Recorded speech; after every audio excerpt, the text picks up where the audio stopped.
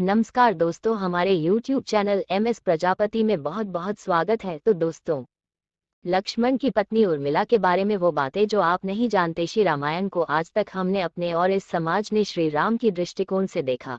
लक्ष्मण को देखा, देवी सीता को जाना, हनुमान के भक्ति भाव को जाना, रावण के ज्ञान को पहचाना, लेकिन कभी यह नहीं ध्यान दिया कि इस रामायण में अगर कोई सबसे अधिक उपेक्षित और अनदेखा पात्र था तो वो थी लक्ष्मण की पत्नी और जनक नंदिनी सीता की अनुजा उर्मिला। जब राम सीता वनवास को जाने लगे और बड़े आग्रह पर लक्ष्मण को भी साथ जाने की आज्ञा हुई तो पत्नी उर्मिला ने भी उनके साथ जाने का प्रस्ताव रखा, परंतु लक्ष्मण ने उन्हें ये कहकर मना कर दिया कि अयोध्या के राज्य को और माताओं को उनकी आवश्यकता है। उर्मिला के उस नवयौवन कंधों पर इतना बड़ा दायित्व डालकर लक्ष्मण चले गए। वो पल, वो जीवन सरिता जो कोई भी नववधु अपने पति के साथ गुजारती है, वो उर्मिला के नसीब में नहीं लिखी गई थी। पतिव्रता स्त्री ने जीवन के चंचल पड़ाव पर भी, अपने पति से दूर रहने पर भी लेश मात्र भी किसी और का ध्यान नहीं किया। बिहार में विपक्ष की महाबैठक से पहले मांझी के बेटे ने दिया बड़ा झटका। यह उर्मिला का अखंड पतिव्रत धर्म था। यह उर्मिला की अवर्णित, अचर्चित, अघोषित महानता थी। उर्मिला के महान चरित्र, अखंड पतिव्रत, स्नेह और त्याग की चर्चा रामायण में अपेक्षित थी, पर वो हो न सका।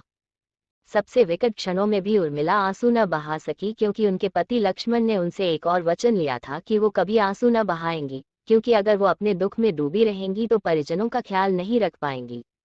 ये कोई कल्पना कर सकता है कि अपने पति को 14 वर्षों के लिए अपने से दूर जाने देना और उसकी विदाई पर आंसू भी न बहाना किसी नवविवाहिता के लिए कितना कष्टकारी हो सकता है। कितना हृदयविदारक पल था वो जब परम पूजनीय महाराज दशरथ स्वर्ग सिधार गए, पर वचन के सम्मान रखने के लिए उर्मिला तब भी न रोई। महाराज जनक अपनी पुत्री को मायके अर्थात मिथिला ले जाना चाहते थे, ताकि मां और सखियों के सानिध्य में उर्मिला का पति वियोग का दुख कुछ कम हो सके, परंतु उर्मिला ने मिथिला जाने से सादर इनकार कर दिया, ये कहते हुए कि अब पति के परिजनों के साथ रहना और दुखों में उनका साथ न छोड़ना ही अब उसका धर्म है। बहुत से लोग इस बात से परिचित हैं कि अपने वनवास के दौरान भाई और भाभी की सेवा करने के लिए लक्ष्मण पूरे 14 साल तक नहीं सोए थे। उनके स्थान पर उनकी पत्नी उर्मिला दिन और रात सोती रहीं। लेकिन ये बात बहुत कम लोग जानते हैं कि रावण की बेटे मेघनाद को यह वरदान प्राप्त था कि जो इंसान 14 वर्षों तक ना सोया हो, केवल वही उसे हरा सकता है। इसलिए लक्ष्मण मेघनाद को मोक्ष दिलवाने में कामयाब हुए थे। रावण के अंत और 14 वर्ष के वनवास के पश्चात जब राम, सीता और लक्ष्मण वापस अयोध्या लौटे, तब वहां राम के राजतिलक के समय लक्ष्मण जोर जोर से हंसने लगे। सभी को यह बात बेहद आश्चर्यजनक लगी कि क्या लक्ष्मण किसी का मजाक उड़ा रहे हैं। जब लक्ष्मण से इस हंसी का कारण पूछा तो उन्होंने जो जवाब दिया कि ताउम्र उन्होंने इसी घड़ी का इंतजार किया है, लेकिन आज जब ये घड़ी आई है तो उन्हें निद्रा देवी को दिया गया वो वचन पूरा करना होगा जो उन्होंने वनवास काल के दौरान 14 वर्ष के लिए उन्हें दिया था।